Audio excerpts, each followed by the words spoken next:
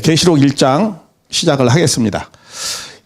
이 1장의 개요는 주님이 사도 요한한테 환상 가운데 나타나셔서 재림의 약속을 하십니다. 그러면서 그때 당시에 7교회가 있었는데 물론 한 14, 5교회가 있었습니다. 근데 그 7교회를 대표를 해서 그 교회에게 다시 말하면 그 초대교인들이 내적으로 외적으로 정치적으로 또 교회 내에 여러 가지 분파 아니면 세속화되는 거 이런 거에 굉장한 위기의식이 있었어요.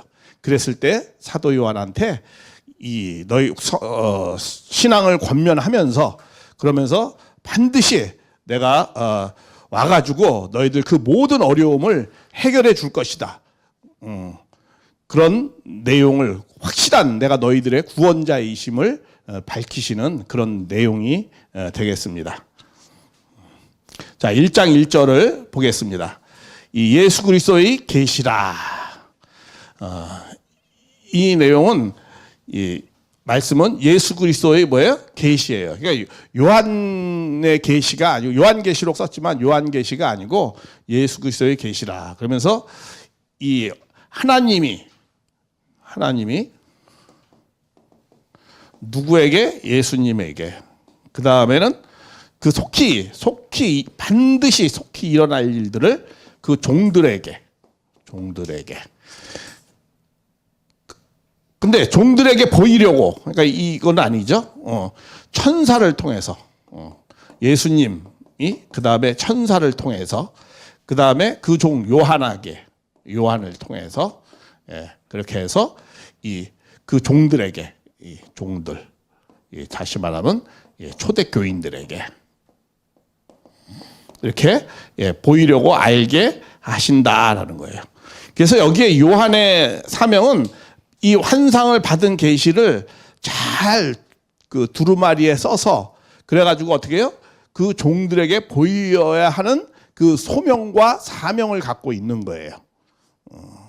그런 내용을 말씀하면서 일단 우리가 계시라는 내용에 대해서 좀 먼저 그 의미를 좀 알아봐야 되겠습니다. 하도 계시 하니까 계시가 어떠한 의미인가? 그건 저번 주에도 잠깐 말씀은 드렸습니다. 계시는 헬라어로 아포, 이게 덮다라는 뜻이라고 했죠. 아포, 칼립스, 이거 벗겨내다, 직역하면 그렇습니다. 그러니까는 이건 뭐야? 하나님이 자신을 어떻게 해요? 드러내는 겁니다. 드러내신다. 이런 거예요. 계시는 그런 의미로 되어져 있습니다. 왜냐하면은 이 초월적인 하나님이 제한적인 존재에게 하나님을 잘 이해시키려고 하는 겁니다. 타락한 인간에게. 그리고 감추어진 비밀에 대한 것을 자세하게 말씀을 드리면서 어떤 그 하나님의 뜻을 위한 방향성을 맞추면서 큰 그림을 그리는 것이 계시입니다. 근데 우리가 하나님을 인식하는데 두 가지 방식이 있죠. 이 나로부터 인식되어지는, 내가 깨달음으로 인식되어지는 신인식이 있죠. 이걸 갖다 뭐라고 그래? 이걸 자각 종교라고 합니다. 자기의 경험과 그런 수행과 이런 깨달음으로 인식되어지는 신인식을 하는 거, 이거를 자각 종교. 여기에는 대표적인 게 뭐예요? 불교 내지는 뭐 철학도 여기에 범주에 들어가죠. 그런데 이거는 내가 경험해서, 타락한 인간이 경험한 거는 한계치가 있다는 거야. 내가 경험하고 수행해서 얻어지는 건 불온전하다는 거야. 그럼 더 온전해지려면 어떻게 돼요? 하나님이 가르쳐 주어서 신인식을 아는 거, 하나님이 가르쳐 주는 거, 다시 말해 하나님이 계시해서 가르쳐 줘서 아는 신인식이 있죠. 이걸 갖다 뭐라고 그래? 이거를 계시 종교라고 그래요. 여기 대표적인 게 유대교, 기독교, 회교 뭐 이런 거죠. 그래서 사실은 이 기독교가 가장 신인식을 하는 데 있어서 가장 수준이 높은 겁니다. 우리가 이렇게 학문적으로 객관적으로 검토해 볼 때. 현재는 그렇습니다. 자, 그런데 이 계시에도 또 종류가 또 몇 가지가 있어요.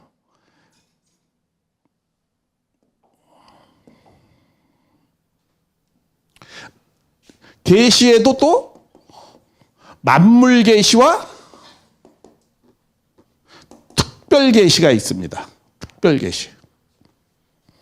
만물 계시라는 거는 뭐냐면 그게 대표적인 로마서 1장 20절에 있는 겁니다.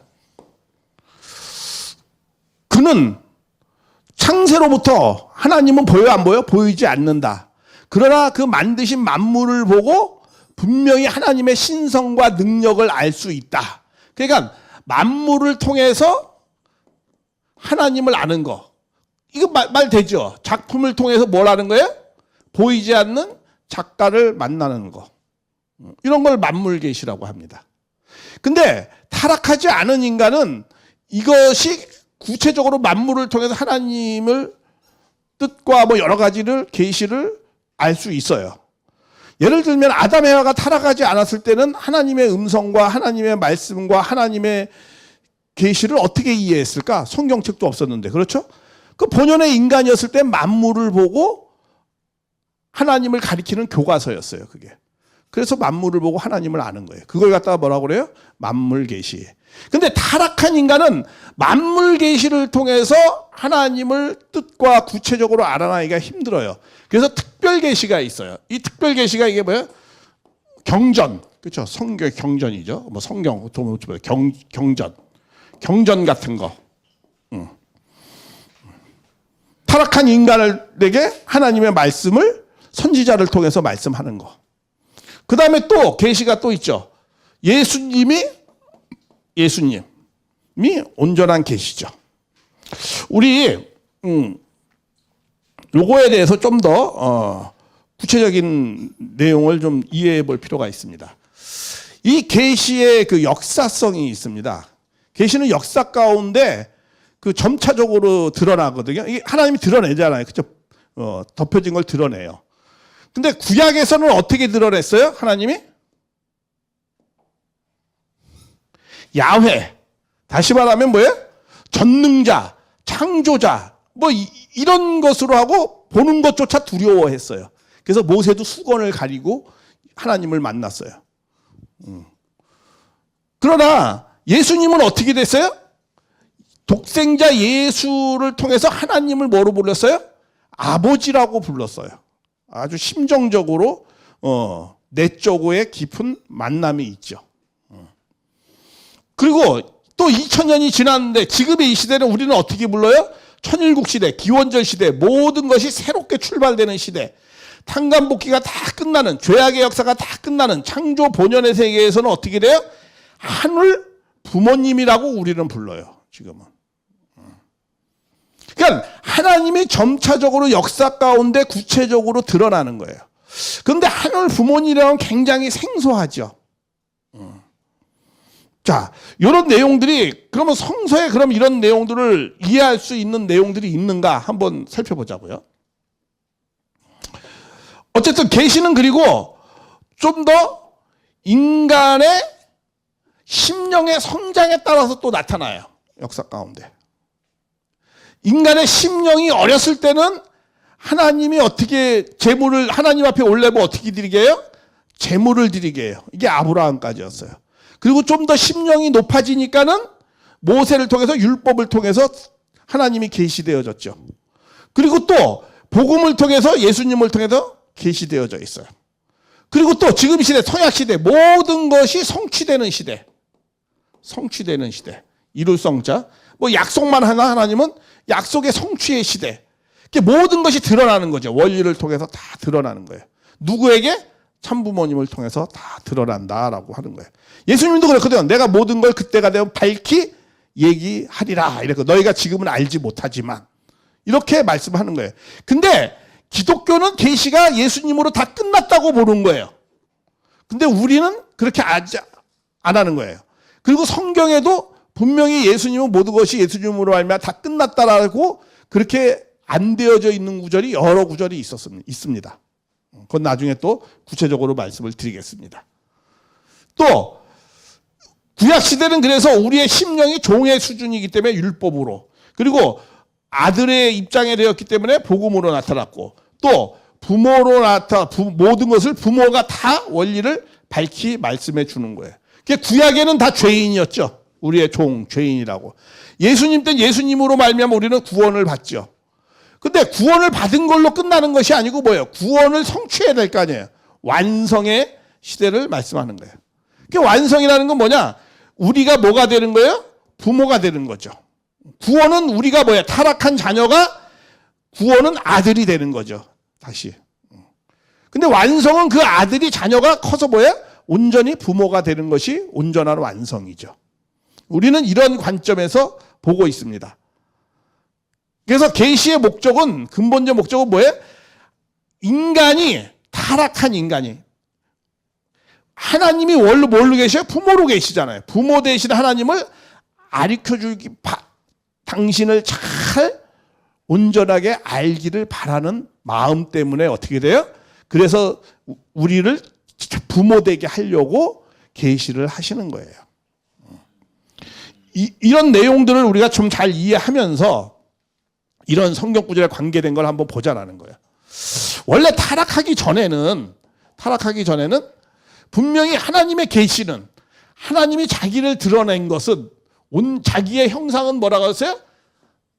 사람을 창조하다 남자와 여자를 창조했다라는 거는 뭐예요? 하나님은 뭘로 계시다는 거예요? 남자적인 것과 여자적인, 아버지와 어머니로 계시다라는 것을 우리는 알 수 있습니다. 양성적인 거, 음성적인 거. 그래가지고 그렇게 태어난 남자와, 그렇게 창조된 남자와, 그렇게 창조된 여자가 어떻게 되는 거예요? 완성해가지고 뭐야? 부모는 하나님이에요. 하나님을 부모라고도 여기 말씀을 하고 있습니다. 전혀 없는 건 아니에요, 성경에도. 부모를 떠나서 어떻게 해요? 아담과 헤아는 한 몸이 되는 거예요, 한 몸이. 우리 누구지? 허신행 장관, 한 몸 얘기 많이 하시죠. 예, 한 몸이 되려면 뭐예요? 내가 먼저 한 몸이 돼야 되죠. 내가 두 몸이에요, 한 몸이에요, 지금? 두 몸이잖아요. 육신과 뭐예요? 영혼, 영인체 두 몸이잖아요. 근데 두 몸인데 육신과 영혼이 하나가 돼야 되거든요. 그리고 그 하나 된 남자와 여자가 또 남자와 여자가 하나님을 중심 삼고 하나 되는 것이고. 예. 그렇게 해서 아내와 남편이 되어져서 한 몸이 되어라. 독립적인 존재가 되는 거죠. 그래서 하나님은 뭐로 계시다는 거야? 부모로 계시다는 게 나와요. 그런데 인간이 타락함으로 말미암아서 이 부모 되신 하나님을 어떻게 부르게 됐어요? 오, 주여. 모세가 하나님을 뭐라고 그래요? 여호와를 주여라고 불렀어요. 그리고 주께서 주의 자기는 뭐라고 그랬어요? 아들일 자녀임에도 불구하고 종이라고 했어요. 타락했기 때문에. 심령이 종의 심령이다. 이게 심령의 수준을 얘기하는 겁니다. 물론 인간의 위치가 무슨 종이다라는 것이 아니에요. 아담 에와가 타락했다고 해서 하나님의 자녀가 아닙니까? 자녀 맞죠. 그런데 심령의 수준이 종의 종이다 이거죠. 그만큼 하나님에 대해서 모르는 존재다라는 관점이죠. 그래서 명령을 역시 그리고 또 뭐라고 했어요? 예수님은 뭐라고 불렀느냐? 유대인들이 예수님을 죽이자고 하는 이유가 뭔 줄 아세요? 신성모독입니다. 이단자 신성모독이에요. 반역자로 죽었지만 결과는 로마의 법에 의해서 왜 신성모독이었어요? 안식일도 범할 뿐만 아니라 하나님을 하나님을 자기의 뭐라고 그랬어요? 아버지라고 불렀어요. 그래가지고 자기를 하나님과 동등으로 삼았다는 거야.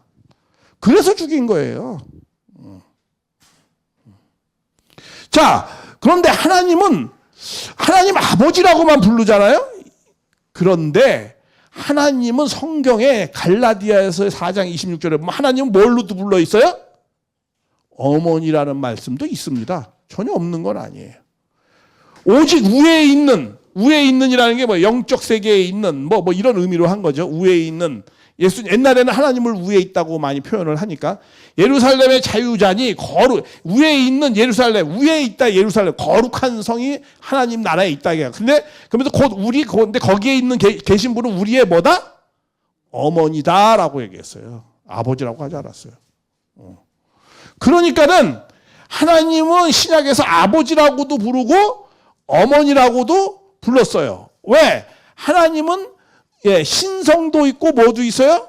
죄성도 있지만은 이렇게 하나님은 뭐야? 아버지라고 부르기도 하고 이렇게 어머니라고 부르기도 하셨다라는 걸 말씀을 드리는 거예요. 자, 그래서 우리는 즐거워하고 크고 기뻐하세. 그 얘기가 뭐예요? 어린 양이 뭐가 됐다는 거야? 이게 타락하고 난 다음에 다 모든 것이 이제 회복되는 세계를 말씀하는 겁니다. 이 요한계시록은 다 회복되는 세계를 얘기하는 거잖아요. 근데 원래 아담 에와가 창세기 때 타락하기 전에 원래 인간은 하나님을 부모로 모셔서 남자와 여자가 혼인 한 몸이 되어져서 사는 거예요. 가정을 이루어서. 그러면 계시록의 결론은 어떻게 되어 있느냐? 계시록의 결론은 창세기 것이 이루어지는 걸로 결론이 나야 되는 거 아니에요. 시작과 끝은 동일하니까, 똑같으니까. 시작이 어떻게 했어요? 하나님을 주장해서 남자와 여자가 부모 곁을 따라서 한 몸이 되어지는 거니까 결론의 계시록의 19장 맨 끝에 모든 탕감복기가 끝나고 난 다음에 19장에 뭐라고 나와요? 이렇게 말씀했죠. 어린 양이 모든 사탄 세계에 거기서 승리해서 혼인기하게 돼서 그의 아내가 자신을 위해서 준비하였다라는 거예요. 그의 아내. 근데 이거를 갖다가 기성교회에서는 이걸 갖다 다 교회로 해석을 해요. 근데 이거는 절대적으로 틀린 말이에요. 물론 우리가 상징적인 것도 있고 실체적인 것도 있다고 말씀을 드렸어요. 이거는 성경은 무슨 책이라고 그랬죠? 편지글로 되어 있어요. 편지글이라는 것은 다 비유와 상징으로 쓰여 있는 것이 아니고 뭐도 쓰여 있어요? 사실적으로도 쓰여 있어요. 편지를 뭐 다 비유와 상징으로 씁니까? 그러니까 사실적인 것과 비유와 상징적인 것을 잘 이렇게 구별해서 봐야 돼요. 이거는 그럼 뭐냐? 이게 상징적인 거냐? 기성교회에서는 이걸 다 상징적으로 봐요. 왜? 예수님은 거룩하고 뭐 위대하시고 하나님 같은 어떻게 결혼을 하겠냐 이거야. 이제 그렇게 생각을 하거든요. 그러나 어린 양은 후 아담의 입장이에요. 후 아담의. 그렇죠? 아담이 모든 걸 해야 되는 거예요. 그래서 아담이 부모로부터 한 몸이 되어진 것 같이 모든 것을 온전하게 회복된 그 아들과 그 준비되어진 딸과 여자와 한 몸이 이루는 거예요. 그래서 세마포를 있게 하고 뭐 쭉 하고 그러면서 여기 있는 사람들이 교회 사람들이죠. 여기 있는 어린 양의 혼인잔치에 뭐야? 청함을 받은 자들은 복이 있다고 그랬죠. 이 청함을 받은 자들이 누구예요? 이게 교회죠. 이게 교회 사람들이죠. 여기는 세 존재가 있어요. 만약에 이거를 교회라고 얘기한다고 하면은 이걸 아내를 교회라고 얘기한다면 청함을 받은 자는 누구야 그러면? 이방인이 받을 수는 없잖아요. 그렇죠? 그러니까 이게 교회가 되는 거예요. 문맥을 보면은 알아요. 밑에 보면은. 그렇기 때문에 이거는 사실로 봐야 되는 거예요. 그리고 성경에 섭리적인 비밀이 있어요. 역사를 알려면 비유와 상징을 무슨 의미인 것도 아는 것도 중요하지만 비유와 상징을 알아도 그것을 계시록이 왜 어려운가? 하나님의 시작과 끝의 역사성에 대한 정확한 섭리의 비밀, 구원 섭리의 비밀을 모르기 때문에 어려운 거예요. 그러나 그것을 잘 이해하면은 이렇게 시작과 끝을 정확하게 알 수 있는 거예요. 시작을 정확히 알면 끝도 정확히 알 수 있어요. 왜? 하나님은 시작과 끝이 동일하기 때문에. 그래서 이거는 이 창세기 2장 24절을 못 이룬 것을 축복했잖아요. 너희들 이렇게 하라고. 근데 못 이룬 걸 이렇게 이루는 걸로 끝나고 이들만으로 끝나는 것이 아니고 우리 모두가 다 참부모가 돼야 되는 거죠. 그런 내용으로 끝나게 돼 있어요. 그래서 이 계시라는 것은 결국은 하나님이 아들, 딸을 통해서 드러내서 그 아들, 딸이 완성이 될 때 계시가 성취되는 거예요. 하나님의 뜻이 온전하게 성취되는 겁니다. 그런 내용들을 기본적으로 잘 이해를 해야 되겠습니다. 그래서 지금은 계시를 뭐 따로 받을 필요가 있어요? 없어요? 없어요. 계시가 다 드러났는데. 그럼 어떻게 해야 되는 거죠?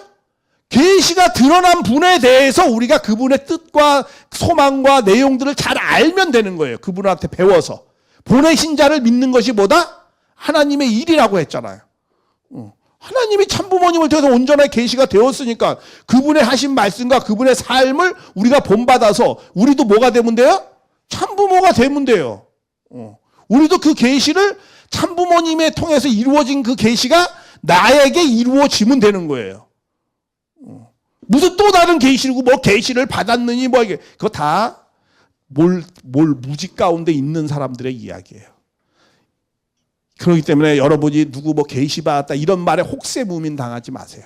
그래서 제가 이것을 정확하게 말씀을 드리는 거예요. 계시의 의미가 무엇이고 계시가 온전하게 드러내는 것이 어떻게 드러내는 것이고. 그러니까 계시는 누구한테 드러나는 거죠? 우리 인간한테 드러나는 거예요. 인간이 완성될 때 하나님의 계시가 온전하게 드러나는 거예요. 그러니까 예수님도 뭐라고 했어요? 나를 본 자가 하나님을 보았다 이렇게 얘기하는 거예요. 계시는 누구한테 드러나는 거? 어떤 말이 계시가 아니에요. 단순히. 물론 그것도 계시가 아니라는 거 아니에요. 만물 그것도 뭐 계시예요. 계시 아니라는 건 아니에요. 그러나 보다 온전성하고 구체적이고 실현된 것은 하나님의 계시는 누구한테 실현되고 싶은 거야? 온전한 남자 여자가 완성된 부모한테 하늘 부모님이 드러내고 싶은 거예요. 그런 내용들을 정확히 계시의 의미를 잘 아시기 바랍니다. 뭐 더 이상 온전하게 설명할 수 없을 정도로 제가 나름대로 아주 짤막하게 정확하게 설명을 해드렸습니다.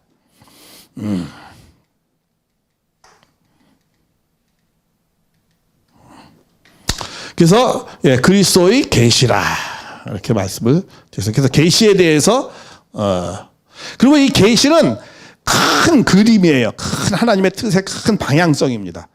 그렇죠? 율법, 뭐 복음, 원리 하면서 이 예수님 또 참부모님의 큰 방향성, 큰 그림을 설명하는 거예요. 그런 의미를 또 이해. 그리고 이제 반드시 속히 하나님은 반드시 이것을 속히 알려주고 싶어요. 천천히 알려주고 싶어요. 빨리 일어나고 싶어요. 이 일들이 빨리 일어나기를 바라는 거예요. 어떤 것이 하나님의 나라가. 근데 이걸 다니엘서 12장 4절에 이런 말씀이 있습니다. 요 반드시 속히 일어날 일이라는 건 뭐냐면은 이거는 시간상의 그런 내용만의 의미는 아니고 이거는 뭐냐면 하나님의 뜻이 바뀌지 않고 변개되지 않고 반드시 성취된다. 그러니까 너희들은 이 일을 기다리고 간절히 사모하라는 거예요. 이 일을. 그런 의미로 쓴 겁니다. 이게 왜 이런 의미로 쓰냐면 다니엘서 12장 4절에 이런 말씀이 있어요. 끝날이 이르면은 이 내가 말씀을 봉함한 게 있다는 거야. 그 봉함한 내용들을 잘 간수해가지고 그렇게 해가지고 끝날에 그것이 반드시 이루어질 거다 이렇게 나와요.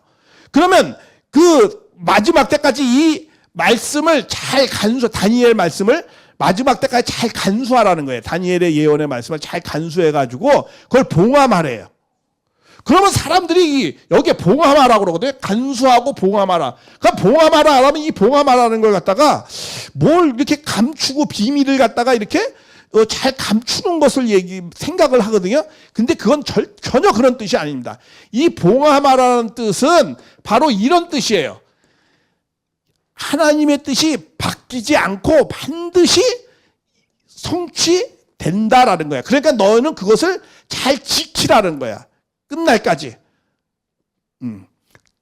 그런 의미예요. 그러니까 무엇을 뭐 도장을 찍어서 이걸 갖다가 비밀로 감추어라 이런 뜻이 아니에요. 반드시 이거는 다니엘의 말씀한 예언의 말씀은 반드시 성취될 거기 때문에 그 약속은 반드시 이루어지기 때문에 그 말씀을 잘 마음에 간수하라는 거예요. 그런 의미로서 되어진 것을 그래서 마지막 때 잘 간수해서 그것을 마음에 잘 새기라는 거예요. 마음에 잘 새겨서 간수하라. 그런 의미로서 그 마지막에 잘 간수하고 새기어서 정말 예수님 때 뭐야? 반드시 이룬다라는 거예요. 이건 봉하마라와의 같은 연결선상에서 이해하면 되는 겁니다. 그래서 이 봉하마라는 건 원래 히브리어로 하탐이라고 그래요. 하탐이라는 게 무슨 비밀을 감춘다 이런 뜻이 아니에요. 이 원어의 봉하마라는 건 하탐이에요. 하탐은 조금 전에도 몇 번 말씀드리지만 이 뜻이 하나님의 뜻이 변개되지 않고 바뀌지 않고 반드시 이루어진다라는 거야. 그렇기 때문에 너는 그것을 마음에 꼭 간직하라 이런 뜻이에요. 뭘 비밀한 것을 감추어라 이런 뜻이 아니에요. 그러니까 요거를 내가 참고적으로 말씀드리는 겁니다. 왜냐하면은 이걸 사실 이렇게 말씀하는 이유는 자꾸 우리 그 모 단체에서는 이거를 봉함한 것을 자꾸 이제 이 봉함한 것이 비밀이기 때문에 이걸 갖다 지금 우리 누구누구가 이거를 다 알려준다 이렇게 얘기하거든요. 이 비밀의 내용을. 그렇게 설명하는데 그것은 잘못된 설명이다라는 거야. 왜냐하면은 이 봉함하라는 단어의 개념이 무엇을 감추고 비밀스러운 것을 갖다 이렇게 숨기는 것 그런 뜻이 아니다라는 거예요. 원래 원어로는 핫함이라고 되어져 있는데 이 핫함이라는 말은 무엇의 비밀을 숨긴다 이런 뜻이 아니고 반드시 이 일이 뜻이 변개되지 않고 성취되는 거기 때문에 마음에 잘 간수하라 이런 뜻이에요. 그래서 이것이 다니엘의 예언이 예수님 때 이렇게 와서 속히 또 된다라고 말씀하는 거예요. 변개되지 않고. 그런 연장선상에서 이해를 하는 겁니다. 그래가지고 이렇게 된 계시의 내용은 뭐 하려고? 계시의 목적이 있어요. 그 종들에게 보여주려고. 왜? 그 종들이 아까 말씀드렸잖아요. 정치적으로나 종교적으로나 너무 힘든 상황에 있거든요. 핍박과 박해를 이겨내게 하기 위해서 이렇게 지금 사도 요한한테 하는 겁니다. 근데 이 사도 요한한테 그걸 반드시 이 이 천사를 통해서 요한에게 전해줘요. 왜 천사를 통해서 요한에게 전해주게 할까?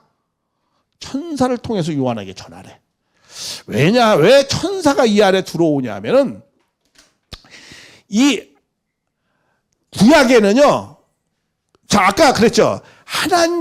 인간이 종보다 못했죠. 하나님의 아들인데. 그러니까는 어떻게 해요? 하나님의 뜻을 전달해 주는 자가 인간이 하나님 앞에 직접 뜻을 전달을 못 받아요. 그러니까 누굴 통해서 받는 거죠? 천사를 통해서 받는 거예요. 그렇기 때문에 구약에서는 하나님을 직접 보지도 못해. 심령이 낮아서. 그러니까 다 누굴 통해서 하는 거죠? 천사를 통해서 다 하나님의 말씀을 계시를 받고 전달을 받는 거예요. 왜? 인간이 천사보다 못한 입장 가운데 떨어졌기 때문에. 원래 본연의 세계에서는 하나님,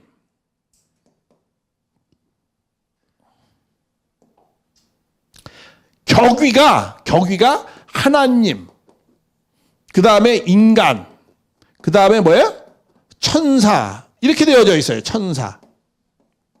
하나님은 뭐 부모로서, 인간은 뭐예요? 자녀로서, 천사는 말 그대로 천사 종사자잖아요. 그렇죠? 종이야. 원래 격위가 이렇게 된 거야. 근데 인간이 어떻게 됐죠? 타락했어요. 인간의 심령이 아주 밑으로 떨어졌어요. 그러니까 하나님, 그 다음에 누가 있는 거예요? 천사, 그 다음에 인간. 이렇게 계시가 이렇게 전달이 된 거예요. 그러다 보니까 구약에서는 천사를 숭배하는 사상이 있었어요. 이렇게 천사 숭배. 천사를 잘 모신단 말이에요. 경배하고. 아브라함 때도 그러고 막 그러잖아요. 롯도 그렇게 하고. 다 그런 거예요. 근데 본연의 세계에서는 그렇지 않아요. 본연의 세계는. 그러니까 이때는 지금 신약의 시대가 이제 시작이 됐지만 예수님으로 말미암아서 그러나 아직까지는 모든 종교적인 문화적 풍습이 천사를 숭배하는 속에 있었어요. 그래서 이 계시가 확정성을 받으려면 계시가 좀 더 이거 확실하게 맞다 이런 걸 받으려면은 항상 누굴 통해서 받았다고 얘기를 해야지 그게 증명이 되는 거야? 천사를 통해서 받았다라고 해야 증명이 되는 거예요. 그게 증거가 되는 거야. 그래서 사도 요한이 천사를 통해서 받았다 이렇게 말씀을 하는 거예요. 그런데 원래 천사는 그러면 원래 어떠한 존재냐? 막 천사를 신약에서는 경험이 잘 안 되잖아요. 왜냐하면 이제 하나님의 뜻을 천사가 하는 게 아니고 신약을 들어와서는 누가 하는 거예요? 그거를 기독교의 성령, 기독교의 선한 영들, 그런 분들이 역사를 도와주는 거거든요. 어떤 경우는 특별한 경우는 예수님이 직접 온다든가, 그렇게 하지 천사의 역사가 잘 안 나타나요. 그러니까 그런 신약에서는 그런 경험을 거의 못해요, 별로. 그러다 보니까는 그 경험이 없었으니까는 구약의 내용을 갖다가 그 천사가 나타난 것을 갖다 그냥 다 뭐라고 그래요? 어떤 사람은 인천사래. 인천사라는 사람도 있고 또 어떤 사람들은 뭐 그냥 그거는 그냥 천사가 아니고 사람한테 천사가 뭐 임한 것이다. 뭐 또 이렇게 해석하는 사람도 있어요. 그거 다 전체적인 이 존재 세계에 대한 기본적 원리적인 세계를 모르기 때문에 그러는 거예요. 그러면 왜 천사가, 에덴 동산에도 천사가 있었죠? 그 뱀은 뭐예요? 천사라고 하잖아요? 그럼 왜 천사가 아담의 아를 협조하고 있었던 거예요? 원래는 협조해줘야 되는 거예요. 왜 그러느냐? 천사가 그럼 왜 필요했느냐? 천사가 의해서 타락을 했잖아요, 인간이. 그렇죠? 근데 왜 천사를 그러면 그렇게 꼭 둘 수밖에 없었냐 이거죠. 하나님은 물론 타락을 생각하고 천사를 만든 건 아니에요. 하나님이 지으신 건 다 선한 동기와 목적으로 만든 거예요. 그런데 천사와 인간이 책임하지 못해서 천사가 뭐가 된 거예요? 사탄이 된 거지. 하나님이 사탄을 처음에 만든 게 아니잖아요. 그리고 천사가 사탄이 되었다. 그러니까 왜 천사가 사탄이 되었느냐? 하나님이 그렇게 하게 했습니까? 아니에요. 인간이 책임하지 못해서 그렇게 된 거예요. 하나님이 타락시킨 것도 아니고 하나님이 사탄을 만든 것도 아니에요. 만약에, 그리고 또 천사가 그냥 지 혼자 뭐 먼저 타락했다는 말도 있어요. 그렇게 말도 해요. 어떤 단체는. 아니, 천사가 지 혼자 타락하는 존재라면 하나님은 창조가 실패한 거죠. 아니, 그저 혼자서 그냥 지가 악마가 되면은 그 천사가 하나님이 그 창조 이상하게 잘못한 거 아니에요? 천사가 사탄이 된 건 인간이 있었기 때문에 사탄이 된 거예요. 그렇잖아요. 인간이 책임하지 못해서 천사를 사탄으로 전락시킨 거예요. 그건 나중에 타락론에서 좀 더 구체적으로 배울 수 있죠. 그렇기 때문에 이 천사는 그러면 왜 필요했느냐? 자, 인간은 성장 과정을 통해서 완성하는 거죠. 생육하라라는 건 뭐예요? 성장 과정이 있었다는 거야. 미완성으로부터 성장해서 완성이 되는 거야. 근데 하나님은 미완성 있는 존재하고 일체를 할 수 있어, 없어? 없어요. 완전한 분은 완전한 존재, 완성된 존재만이 일체를 이루는 거예요. 미완성된 존재하고는 하나님이 온전하게 상대성을 띌 수가 없어요. 그러니까 예수님만이, 메시아만이 하나님과 온전함 일체를 갖고 하나님의 구원 섭리 역사, 타락의 역사, 창조의 하나님의 뜻과 목적 이런 거를 메시아만이 아는 거예요. 하나님과 일체된. 우리 말씀은 다 그런 내용의 말씀이에요. 왜? 우리는 메시아를 모시고 있는 메시아 공동체니까. 완성된 인간만이 하나님을 온전하게 일체를 이룰 수 있어요. 미완성된 인간은 하나님하고 온전한 일체를 이룰 수 없어요. 그럼 아담이 어떻게 하나님과 일체를 이루죠? 성장 과정을 통해서 영적으로 완성이 돼야 되죠. 그렇기 때문에 영적으로 협조해줘야 되는 존재가 필요하단 말이에요. 그게 누구죠? 그게 천사예요. 영적으로 협조해줄 존재가 필요했어요. 하나님은 미완성된 아담의 아를 직접적으로 상대하지 못하니까 그 중보로서 천사가 아담 해와의 영적 성장을 도와주라고 있는 거예요. 그래서 구원 얻을 후사를 위해서 섬기라고 존재하는 것이 천사라고 성경에도 나와 있습니다. 그거 이제 다 확인할 겁니다. 그래서 이렇게 미완성된 존재는 천사라는 영적인 협조자가 필요해서 완성의 성장을 가는 겁니다. 그래서 천사는 꼭 필요했던 거예요. 그러니까 하나님이 창조한 데는 다 이유와 목적이 있잖아요. 그렇죠? 그런데 천사의 창조한 이유와 목적은 미완성된 인간을 완성하게끔 영적으로 협조해주는 존재였다라는 거예요. 그런 목적으로 했는데 그렇게 영적으로 루시엘이 협조하지 않고 다른 방향으로 간 거죠. 그건 나중에 또 말씀을 드리겠습니다.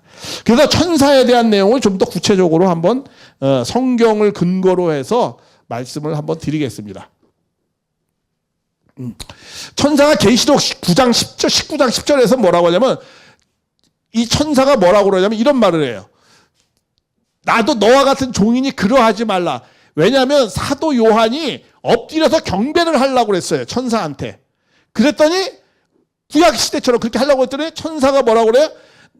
너와 예수의 증거를 받은 너 형제와 같은 종이니 나는 이제 너희들과 같은 이제 동급이라는 거야. 그러니까 뭐야? 그렇게 나한테 경배하지 말라라는 거야. 오직 하나님께만 경배하라. 그리고 예수님은 뭐야? 대언의 영이다. 예수님은 대언의 영이라는 게 뭐야? 예, 보혜사다 이런 뜻입니다. 나중에 또 말씀 드릴 겁니다. 그래서 천사 자신은 성령의 인도하는 게 이거 쭉 이제 그 얘기고.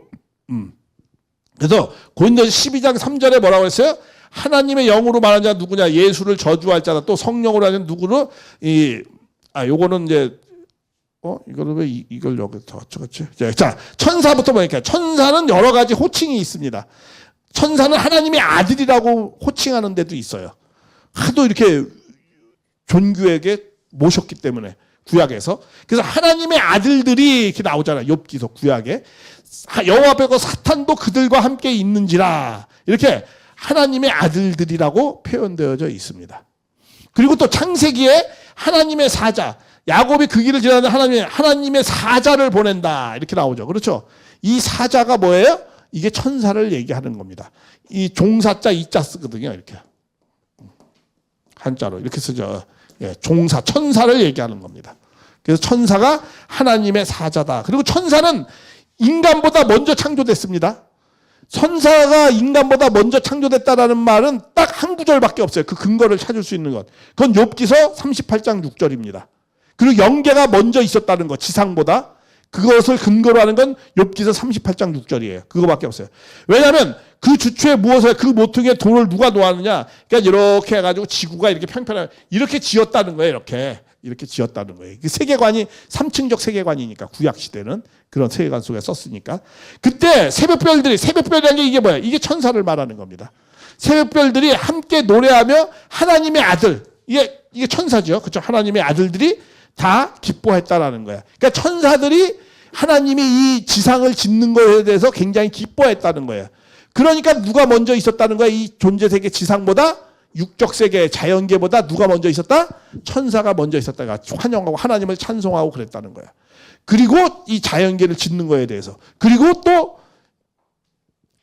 영적 세계가 먼저 있었죠. 그러니까. 왜? 천사가 있었다라는 건 영적 세계가 먼저 있었다라는 증거죠. 그래서 이 한 구절밖에 없습니다. 영적 세계와 천사가 먼저 있었다는 증거를 하는 성경 구절이에요. 그러니까 천사는 먼저 있었어요. 그리고 하나님의 아들이라고 부르기도 하고 뭐 이렇게 하고, 천사의 위격은 인간은 하나님의 원래 본연에 대한 자녀지만 천사의 원래 위격은 뭐야? 천사들은 말 그대로 부리는 종사자, 부리는 영어로 구원하는 후사를 위하여 섬기라고 보낸 존재예요. 섬기라고. 누구를 섬기는 거예요? 인간을 섬기라고 보내는 존재예요. 근데 구약에서는 천사를 막 모셨단 말이에요. 왜? 인간이 타락했기 때문에. 근데 본연의 세계는 그렇지 않다 이게. 근데 천사는 어떤 존재냐? 천사는 뭐 했다고 그러죠? 범죄한 천사가 있어요. 여기 이렇게 범죄한 천사가 있다는 거야. 루시엘을 죽이고 범죄한 천사를 지옥에도 10반대까 지켰다. 우리 천사하면 다 아름답고 좋은 줄 알잖아요. 범죄한 천사가 분명히 이렇게 있다는 거예요.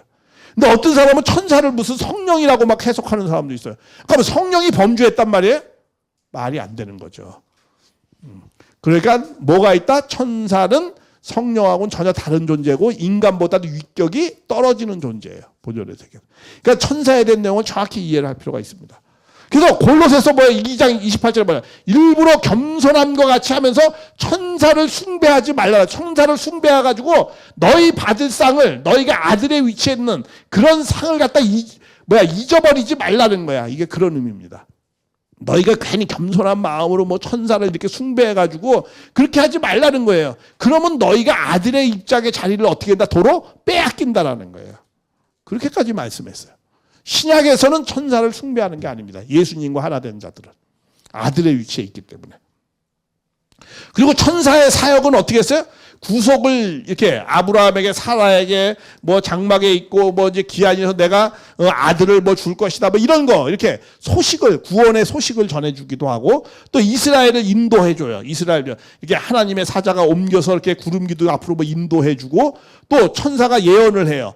뭐라고요? 기여기를 7무리와 7배 이업 진승을 내게 보여주리라. 천사가 이렇게 예언도 해주고 또 하나님의 백성을 도와줘요. 주의 사가자 밤에 옥문을 열어줘요. 베드로가 이렇게 옥에 갇혀 있는 걸 풀어줍니다. 옥문을 이렇게 백성을 도와주기도 하고 또 하나님을 어떻게 이렇게 찬양을 해요. 그렇죠? 찬양하고 여호와를 송축하고 천사는 이런 역할을 해요. 그래서 기본적 천사의 모든 부분을 간단하게 정리했습니다. 그러니까 이런 기본적 골격을 잘 이해하고 성서를 보면은 이게 다 구별해낼 수 있어요. 그런 내용을 참고하라고 천사에 대해서 말씀했습니다. 그리고 천사는 또 어떤 것이 있냐면 천사도 몸이 있어요, 없어요? 천사 몸이 있습니다. 뭐 바람이고 뭐 무형이 아니에요, 천사. 영적인 몸을 천사도 갖고 있습니다. 그래서 인간과 같은 행동을 하는 거예요. 예수님도 뭐라고 했어요? 부활하고 난 다음에 뭐가 있어요? 영적인 몸이 있어요. 인간도 뭐가 있죠? 영적인 몸이 있어요. 자, 그래도 그런 내용이 나옵니다. 이거 부활하고 난 다음에 예수님이 떡을 가지고 저에게 축사하시고 생선도 그와 같이 먹었어요, 예수님이. 영적으로 나타나가지고. 또 모세하고 엘리야, 인간도 영적인 몸이 있어요, 없어요? 있어요. 있기 때문에 엿새 오후에 베드로와 야고보와 형제에게 뭐야? 따로 높은 데 올라가는데 저희라는 게 누구예요? 변형되다 그 앞에 해같이 빛나 옷과같이 빛나다. 그러면 때에 이건 예수님입니다. 저희가. 예수님이 변형된 것이 보였고 또 누가 보였어요? 모세하고 엘리야가 누구하고? 예수님하고 말하는 것이 보였어요. 그 영적인 몸으로 나타난 거죠. 이거 영적인 몸이에요. 천사도 영적인 몸이 있습니다. 예수님도 영적인 몸이 있고. 그런데 영적인 몸도 육적인 몸하고 똑같은 행동을 했어요. 예수님도 먹고 그렇게 다 했습니다. 그래가지고 천사도 먹어요, 안 먹어요? 천사도 음식을 먹어요. 날이 저물 때 두 천사가 소돔과 고모라 때에 롯이 소돔가에 앉았다 그들을 보고 일어나 엎드려 절하고 종의 집부터 발을 씻겨줘. 종의 집으로 돌아 발을 씻겨주고 일찍이 천사를 발을 씻겨줬다는 표현까지 해요. 옛날에는 그 예우가 그런 거예요. 그냥 간단하게. 그리고 롯이 간장 쭉 들어가서 뭐예요? 식탁에 무교병을 넣으니 그들이 먹었어요. 그들이라는 건 누구예요? 이거는 두 천사예요. 그들이 무교병을 먹었어요. 그리고 그들이 눕기 전에 뭐 이렇게 쭉 하고 그러고 난 다음에 뭐야? 이 어떤 일이 벌어졌냐면 천사가 온 것을 그 소돔과 고모라 사람들이 알았어요. 알아가지고 사방에 그 집에 쭉 둘러가지고 뭘 했어요? 롯을 부르고 그에게 이르되 저녁에 온 사람이 어디 있느냐? 이 저녁에 온 사람에게 천사가 어디 있느냐? 이끌어내라. 우리가 그들을 어떻게 한다? 상관한다는 게 뭐예요? 상관하는데 성적 관계를 갖겠다 이런 뜻이에요. 요 뒷구절 여러분들 꼭 뒤에 가서 뒷구절 찾아봐요. 그럼 알아요. 이게 상관한다가 성적 관계를 갖겠다 그런 의미예요. 그러니까 성적 관계도 가질 수 있다는 거야, 없다는 거야? 있다라는 거예요. 영적 몸이 있기 때문에 먹기도 하고 다 있어. 구약의 천사의 구체적인 내용이 신약에는 거의 없어요.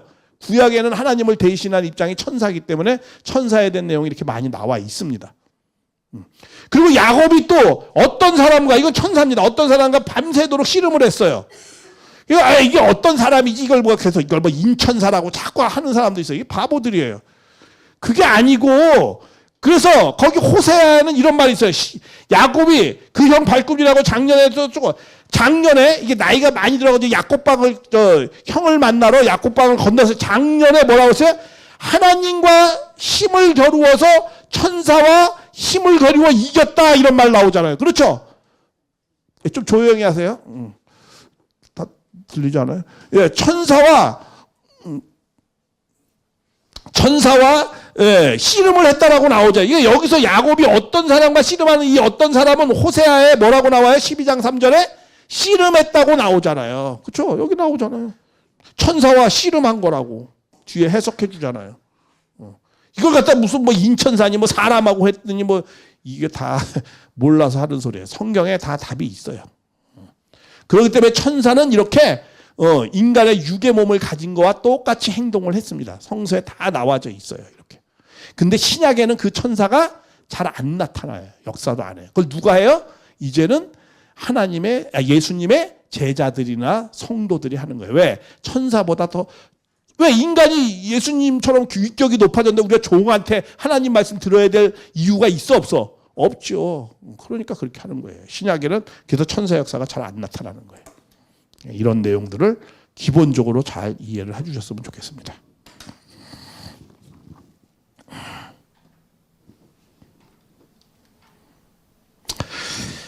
자, 2절, 3절. 요한이 예수 그리스도의 증거. 요한은 하나님 말씀과 예수 그리스도의 증거, 곧 자기가 본 것을 다 증언하였느니라. 자기가 다 증언해야 되는 입장 가운데 있어요. 사도 요한의 사명입니다. 하늘로부터 소명을 받은 거예요. 누구를 증거하라고? 예수님을 증거하라고. 그걸 어떻게 증거해요? 받은 환상을 편지로 잘 기록해서 다 종들에게 보여주는 거예요. 그게 사도 요한의 사명이었습니다. 자, 그래서 이 예언의 말씀은 이제 예언이라는 말씀을 좀 우리가 잘 또 이해를 해야 돼요. 아까 계시를 말씀을 드렸죠? 계시와 예언은 뭐가 다른가? 그것도 좀 해야 되죠. 그 이해하는 것은 뭐예요? 읽는 자, 듣는 자들, 그 가운데 뭐예요? 기록된 것을 어떻게 한다? 지키는 자들, 지키는 자들. 그것이 중요하다. 때에 가까웠다. 이렇게 이제 말씀을 하고 있습니다. 이 사도 요한은 여기는 보면요, 이 읽는 자는 단수예요. 그렇죠, 단수. 그러니까 이건 한 사람이 읽고 많은 사람이 듣는 거예요. 제가 이렇게 한 사람이 읽고 이 회중이 듣는 거예요. 그리고 그 회중들은 어떻게 하라는 거예요? 다 그 말씀대로 삶을 실천하라 이거예요. 지켜라라는 거예요. 그런 사람은 뭐가 있다?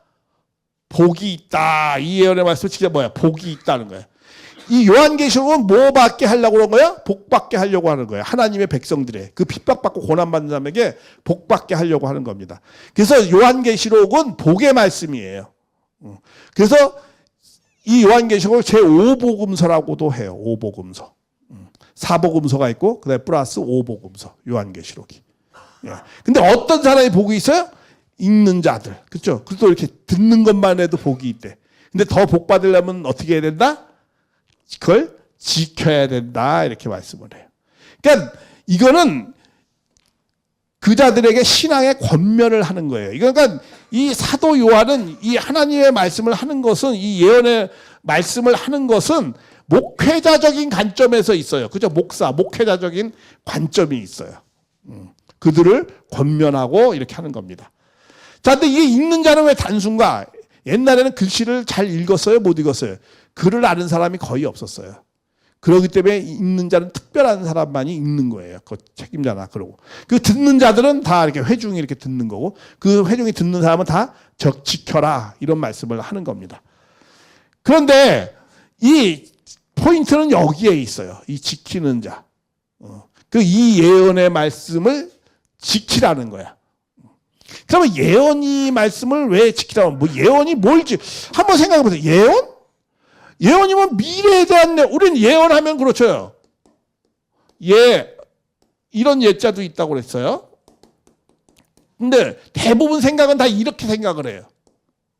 미래가 뭘 어떻게 될 것이다. 이 예언으로 저 여러 번 말씀했어요. 근데 이 예언을 어떻게 하라는 거야? 지키라는 거는 말이 안 되죠. 왜? 그때 당시에 초대교인들에게 그 초대교인들이 지키는 내용을 말씀하는 거 아니에요, 지금. 이 요한계시록은 수신자가 누굽니까? 초대교인들이에요. 먼 훗날에 우리가 수신자가 아닙니다. 편지를 쓰는 것이 그때 당시에 내적으로 외적으로 많은 핍박받는 사람들에게 그 읽어서 그것을 위로와 권면을 받으라고 쓰는 것이지 2000년이 지나는 우리한테 그걸 편지 쓴 게 아닙니다. 그러니까 이것을 지키는 건 그때 당시에 사람들이 지키라는 거예요. 그런데 이런 예언을 지킨다라는 건 어떻게 지켜요? 먼 미래가 될 건데 초대교인들이 지킬 수가 없죠. 그러니까 이 예언은 뭐에 대한 예언이에요? 요거에 대한 예언이겠죠. 그렇죠? 왜? 이 맡긴다는 거, 하나님의 말씀을 우리에게 맡겼다는 거야. 그렇죠? 그 맡은 말씀, 들은 말씀을 어떻게 하라는 거야? 지키라는 거예요. 그러니까 이 예언의 먼 미래가 될 이 예언의 얘기가 말씀이 아니라는 거예요. 이 문맥을 보더라도. 어떻게 지켜? 이 예언을 어떻게 지킵니까? 이 초대교인들이. 그러니까 당연히 이거는 이 예언의 말씀을 하는 거죠. 무슨 말인지 이해가 되시죠? 자, 그러면 우리가 이 예언에 대해서, 이 두 가지 예언에 대해서 우리가 좀 더 자세히 좀 이해를 해볼 필요가 있어요. 왜? 많은 사람들이 이 예언을 잘 몰라가지고 그 예언에 대해서 내가 예언한다 이러면서 혹세무민을 하니까 예언의 개념과 뜻을 좀 잘 알아야 되겠다라는 거야. 자, 예언이라는 거는 왜, 이 예언이라는 거는 일단 기본적으로 이런 겁니다. 이 구원에 대하여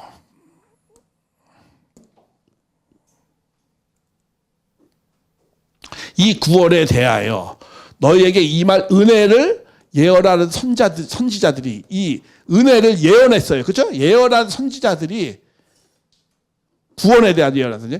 연구하고 부지런히 살폈다 이렇게 말씀합니다. 우리 예언하면 뭐 들어가지고 미래를 막 쓰고 이런 줄 알아요. 그러지 않은 거예요. 어떻게 했어요? 연구하고 부지런히 살폈어요. 이 예언이 도대체 이게 무슨 뜻인가, 무슨 의미로 말씀하신 건가라는 걸 어떻게 해야 된다는 거야?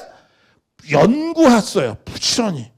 우리 사도 요한도 예언을 지금 예언의 말씀이라고 그냥 환상과 계시를 통해서 받았어요. 그럼 이것을 어떻게 했다는 거야? 부지런히 연구하고 살폈어요. 누가? 사도 요한을 중심 삼고 거기에 제자들이 초대교인과 더불어서. 그래서 이것을 어떻게 하면 잘 전할 것인가.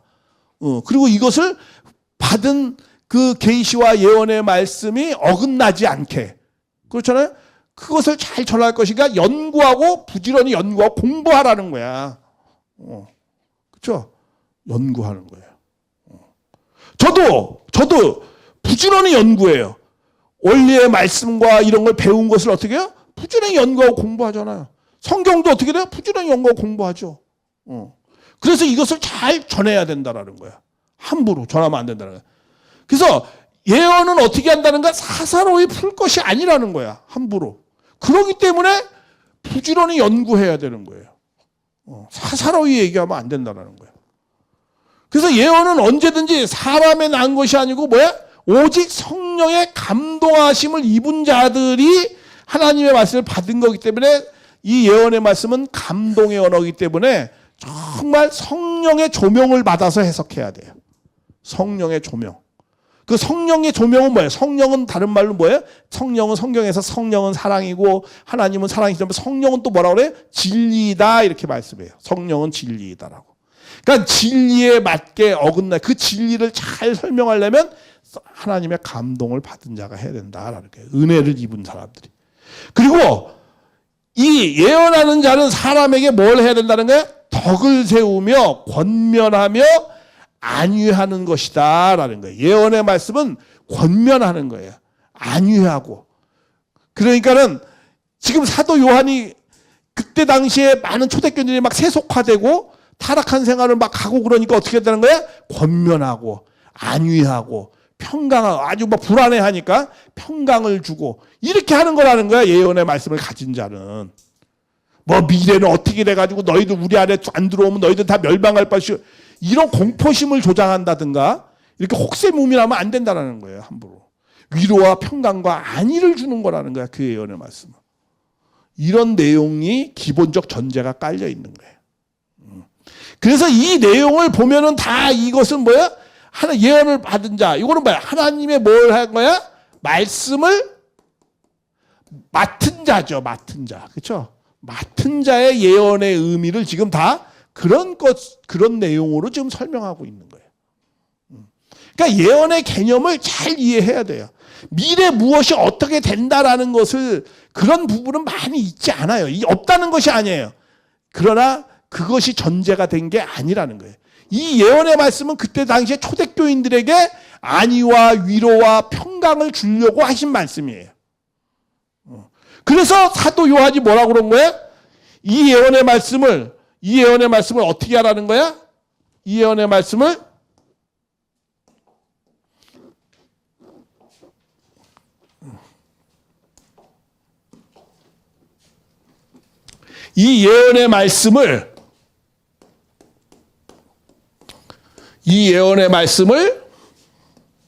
지켜라라고 얘기하는 거예요.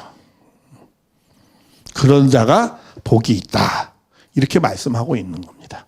이해하시겠죠? 그래서 우리가 좀 정확하게 이런 것을 이해를 해야 되겠습니다. 그걸 이해 못해서 우리가 혹세무민 당하는 그런 일이 있으면 안 되겠습니다. 예, 그래서 요 4절부터는 잠시 쉬었다가 하겠습니다. 제가 처음 부분은 처음에는 좀 천천히 나가고 있어요. 근데 이게 개념 설명이 다 되어지고 뭐 이러면은 점점 속도가 빨라집니다. 처음이니까 속도가 좀 점점 천천히 하고 있는 겁니다. 개념을 정확히 이해를 하면서 가야 되니까. 예, 이상입니다.